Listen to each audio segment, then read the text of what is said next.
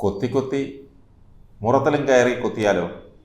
തൃശൂർ പൂങ്കുന്നം മുരളി മന്ദിരത്തിൽ leader K കരുണാകരൻ്റെ സ്മൃതി മണ്ഡപത്തിനരികെ കോൺഗ്രസ് പ്രവർത്തകർക്ക് മകൾ പത്മജ BJP അംഗത്വം നൽകിയത് നമ്മൾ കണ്ടതാണ്.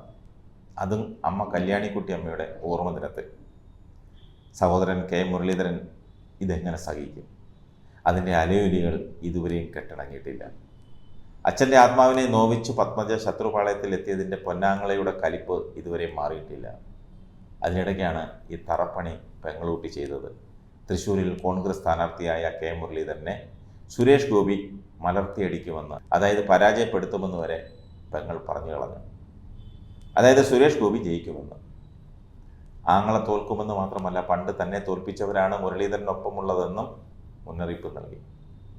അച്ഛനും അമ്മയും അന്തി ഉറങ്ങുന്ന ഇടം സംഘികൾക്ക് വിട്ടുകൊടുക്കില്ല. ഏപ്രിൽ 26, അതായത് പോളിംഗ് ദിനം ഒന്ന് കഴിയട്ടെ, അത് കഴിഞ്ഞ് എന്താണ് ചെയ്യേണ്ടതെന്ന് അറിയാമെന്നാണ് പൊന്നാങ്ങള പറഞ്ഞത്.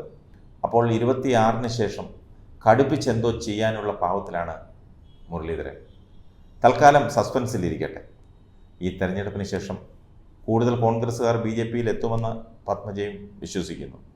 അമ്മയുടെ ഓർമ്മ ദിനത്തിൽ ഈ വൃത്തികെട്ട കളി എങ്ങനെ കളിക്കാൻ പത്മജയ്ക്ക് മനസ്സ് വന്നു? അതാണ് സോഷ്യൽ മീഡിയ ചോദിക്കുന്നത്. പക്ഷേ വർഗീയ ശക്തികളെ തൃശ്ശൂരിൽ നിന്ന് തുടച്ചു നീക്കുമെന്നാണ് മുരളീധര ശപഥം.